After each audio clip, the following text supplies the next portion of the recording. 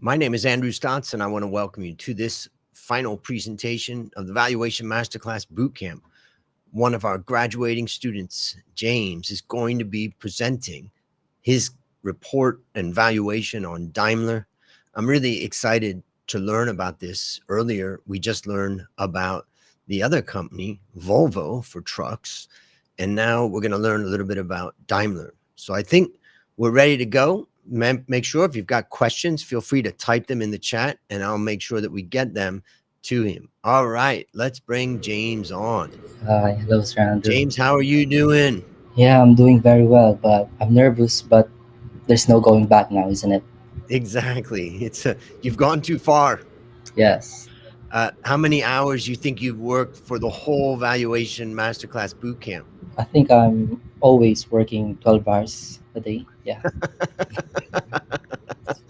Yeah, and I know you put in a lot of time on this, so I'm excited to see it. And all right, let me bring up the screen. Hold on one second. Let me just Okay. do that.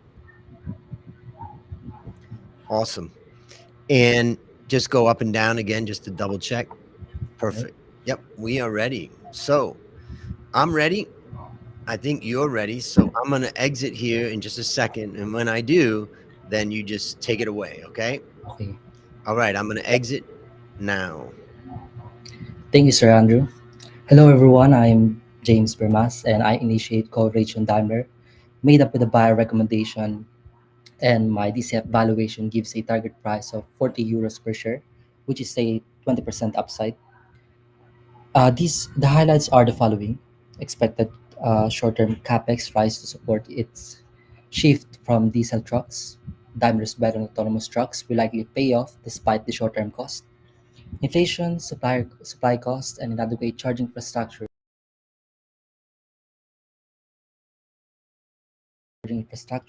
supply chain disruptions, and raw material costs. Now, what exactly is Daimler? So Daimler is based in Germany and having a over 125 years of history. The company develops and produces trucks and buses marketed under the brand names Barrett-Benz, Freightliner, Fuso, Mercedes-Benz, Setra, Thomas Built Buses, and Western Star. They are also frequently cited as the world's largest truck manufacturer, holding around a 20% global market share in 2023. So, moving on to some key stories. So, Daimler is making a bold progress toward zero emission vehicles and autonomous driving, and there are three key stories for this. So Daimler ranks among the world's largest commercial vehicle manufacturers, but is being pushed to shift to electric trucks from traditional diesel trucks. To maintain its market position, I see that Daimler needs more capex to achieve its 2025 zero emission vehicle targets and also could continue toward its ambition 2039 plan for a fully carbon neutral fleet to satisfy the global shift and changing consumer preferences. Hence, anticipate a jump in capex from 1.2 billion euros in 2023 to 2.4 billion euros in 2028. This capex jump would hurt the company's free cash flow the most in 2025 before the recovery starts. Daimler Truck CEO Martin also forecasted a 60% increase in revenue by the decade's end, investing 4 billion euros annually in R&D for ZEV and autonomous trucks through partnerships with Nvidia. I believe this strategic focus is essential. Thus, I anticipate Daimler's EBIT margin to drop around 7% in the next 3 years from over 9% in 2023. Finally, as the EV market expands, these investments are expected to pay off. That's why I expect revenues to grow at around 11% annually from 2026 to 2028.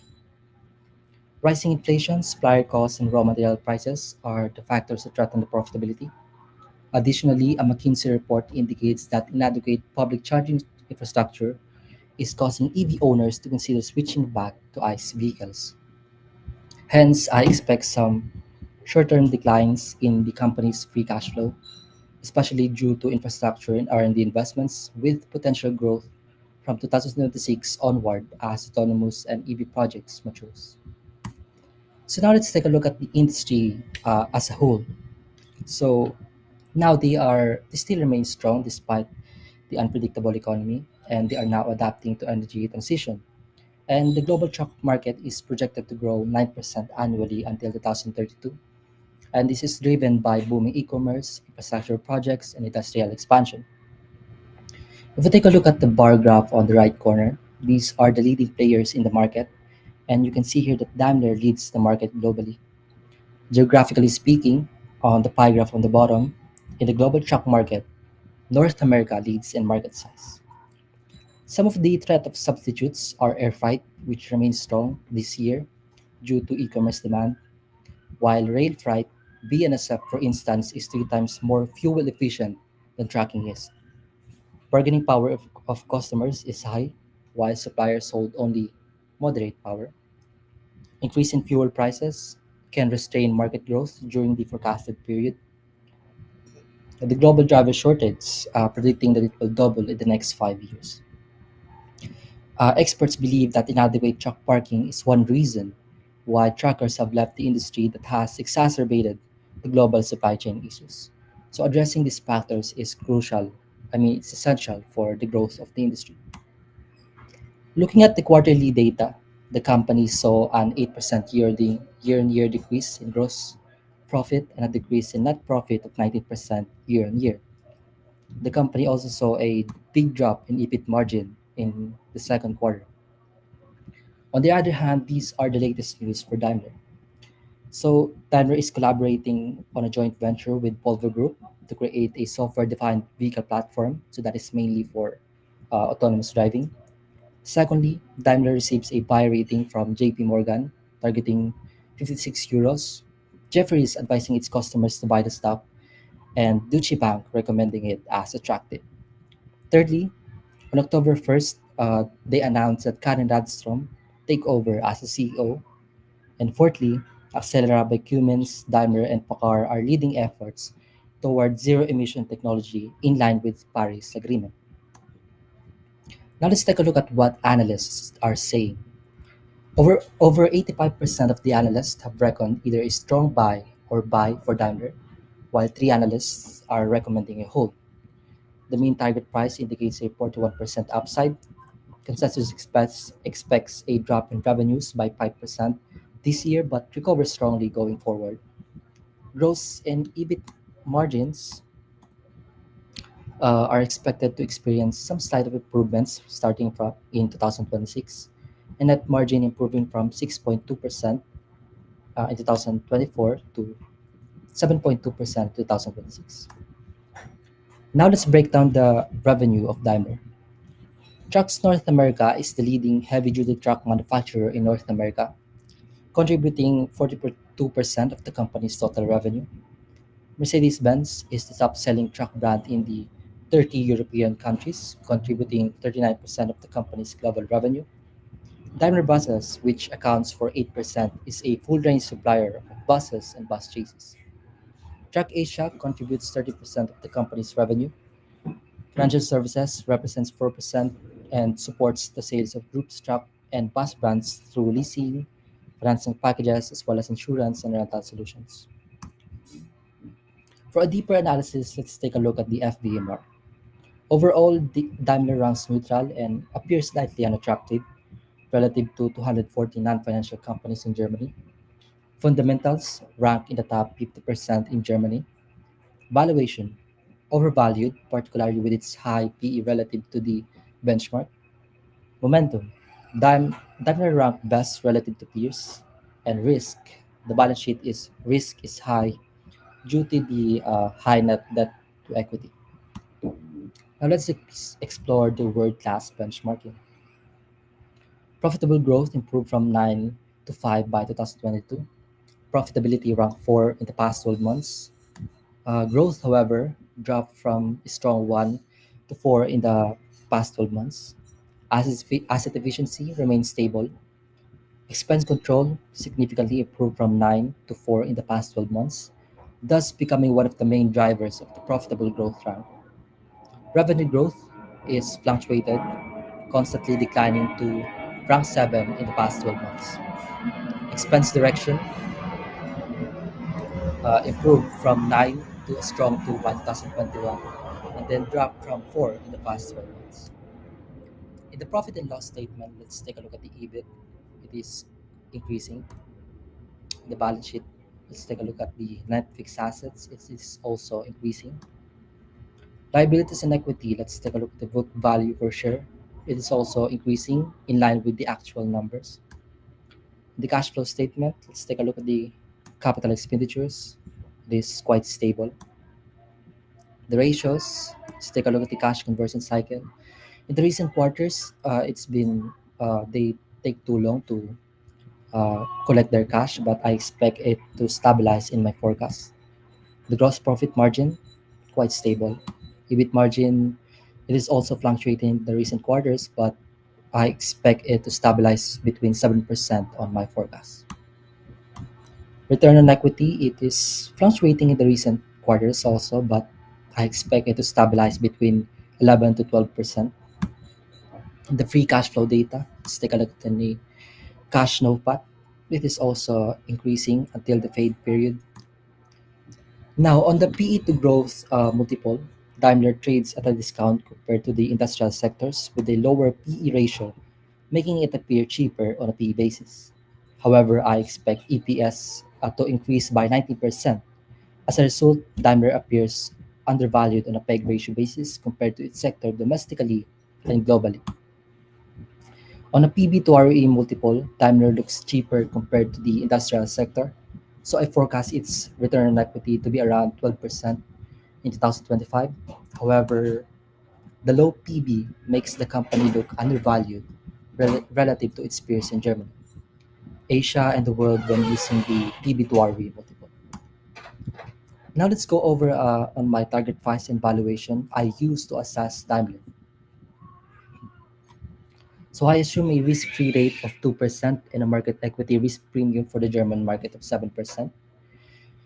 And I also assume a beta of 1.2 and 45% uh, debt to total capital.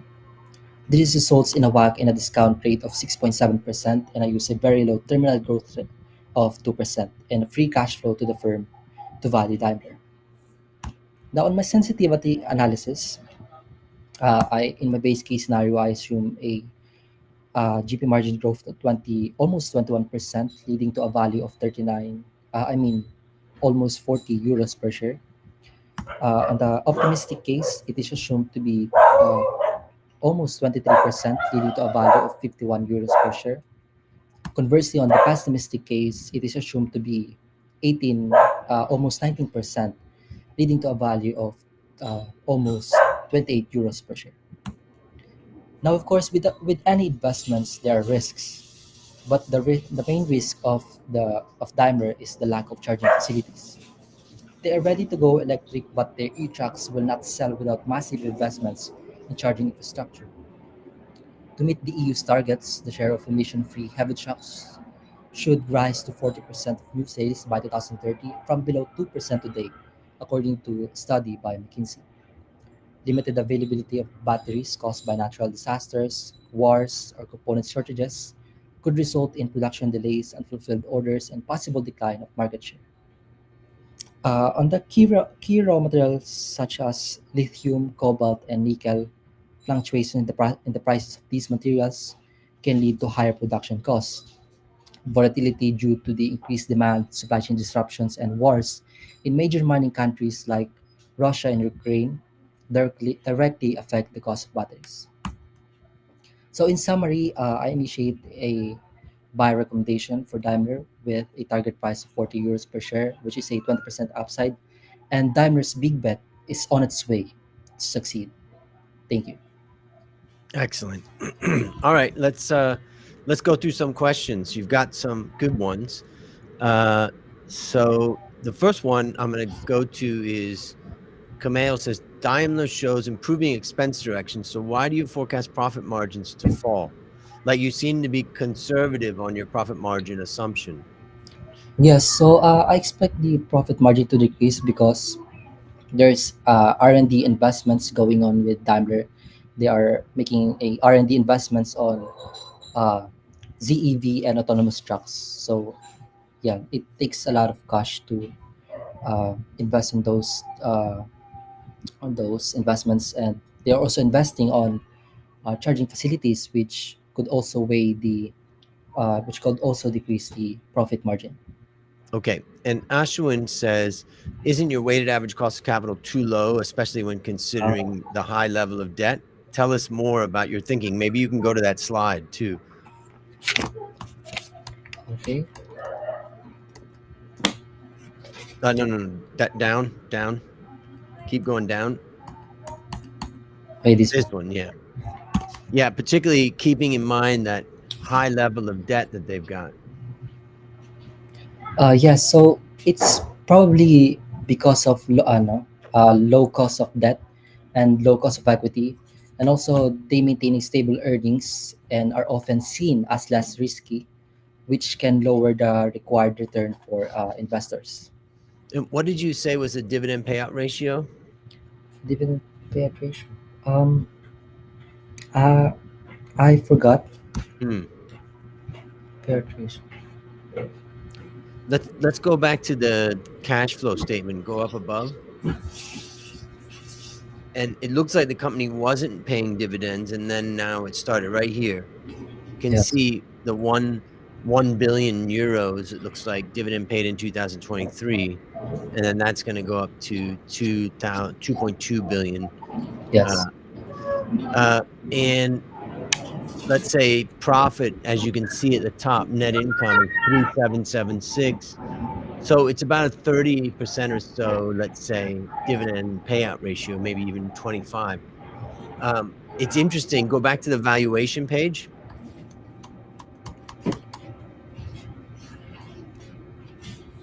Keep going down to the other one. This one. Keep going down. Yeah.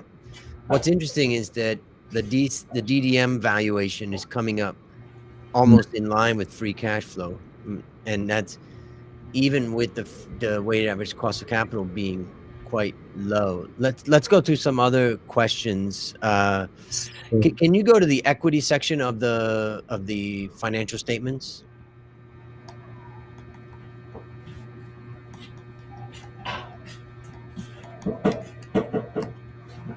Okay, let me just look at this.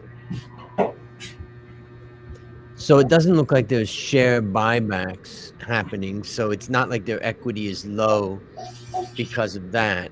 Um, Moman asked the question, how could the company manage their high debt, net debt to equity from your view? Does it trigger some risks or are you comfortable with it? that's a good question. I think yeah, I'm comfortable with it. Yeah. And another question is, how does the shift towards carbon neutral affect trucks, affect the profitability and margins of the company according to you? Yes. So as I said earlier, they are making an investments on R&D for ZEV and autonomous trucks, and also they are making investments also with on the charging facilities. In fact, one of some of the leading players like Traton, Packard, Volvo Group signed a memorandum to build a charging facilities. So, in that uh, for that reason, uh, it would take a lot of investments for them, and it would decrease their margin. Okay. So how does it feel to graduate from the Valuation Masterclass Bootcamp? Yes, I felt great graduating from one of the hardest valuation masterclass in the world, and uh, the sleepless nights and hard work pays off. And how would you describe the transformation that you've gone through from when you started to where you are right now? So during the the boot camp, I transform a lot actually. I develop a attention to detail, especially when analyzing the company. I also uh, develop confidence throughout the boot camp, especially right now in my presentation. Yeah. Mm, yeah. And tell us, why did you join the boot camp? What was it that made you decide I'm going to do this? Yes. So I joined valuation and the boot camp because I want to deepen my knowledge on valuation and also get to know more about the topics on finance. and also to develop network with professionals like you to help me if ever I want a job on investment banks. Fantastic. Well, you should be very proud of the work that you've done. That was a great presentation. I'm going to take you out now and I'll come back and see you in just a minute. Thank you. Well done. Well, there you have it. We saw Volvo earlier, and now we've seen Daimler. Which one would you buy? Interesting to observe.